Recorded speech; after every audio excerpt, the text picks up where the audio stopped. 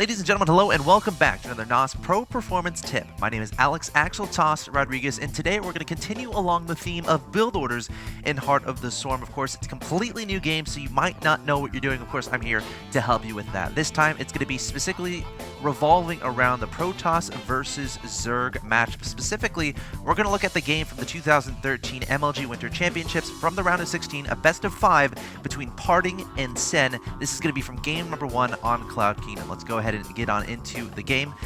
Alright, so we got Parting here in the top right. He's going to be your red Protoss player. Of course, Sen is going to be on the bottom left as the blue Zerg. For the purposes of this tip, we're going to be focusing more on Parting's play, of course. We're going to be looking at a PvZ build that's basically going to be revolving around taking a fast third and making sure you're staying safe while applying a little bit of pressure. So as this game gets started, nothing too unusual happening. We're going to see a very fast Nexus from Parting, very standard indeed. The only little weird thing is we have a pylon in the main base and a forge in the main base, which you don't necessarily see a lot of, but it's perfectly fine. Of course, it enables your probes to be a little bit more efficient with their mining. You can hide your forge from your opponent in a sense, where it's a little bit harder for them to scout, you know, what you're doing with that if you're chrono boosting that, so it makes timings a little bit easier.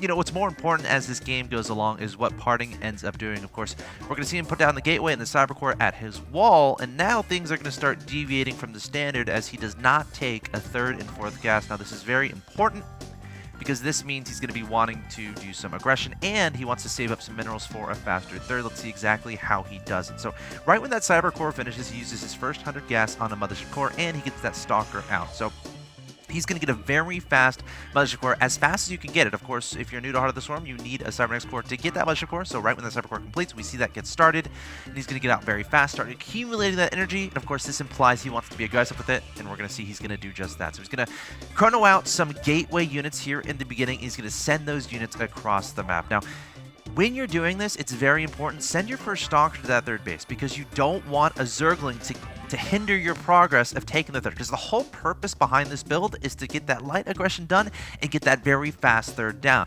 You might be wondering, Axeltoss, what if the Zerg has speed, or why is he being so forward with his aggression? Isn't he scared at all? Like, what if he loses all his units? Well, there's an ability on the mothership core called a recall, where you can just get out of where your opponent, get out of your opponent's side of the map back to your side of the map, so Parting can feel safe to push across the map. Of course, his goal here is, first, get that third up safely. Second, he wants to apply some pressure to his opponent, force his opponent to make units instead of drones.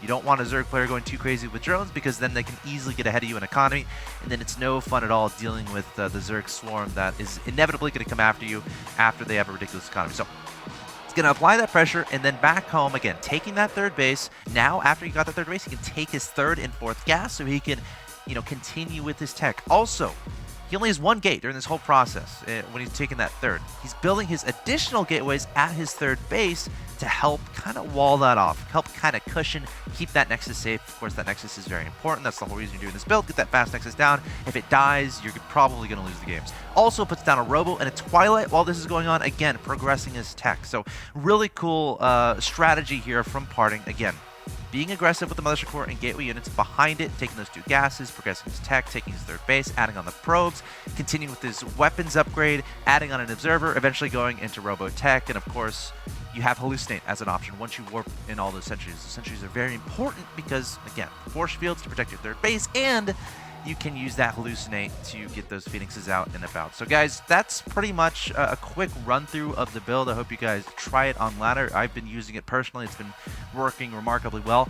Some problems you might run into if your opponent is going just staying on 2 base, you might have to start deviating some stuff, because that means they might be sending scariness at you pretty early, and if you're taking a fast third, it might be hard to defend. So make sure you try to scout as much as possible with that early mothership core. Maybe once you get the sentries out, get that hallucinated phoenix out in the field. Of course, if your opponent gets a really fast speed, it can be very, very hard to defend that third, so just be aware of that. My name is Alex Axeltoss Rodriguez, and that concludes this NOS Pro Performance Tip. If you want more tips, head on over to MajorLeagueGaming.com/NOS, and I'll see you next time.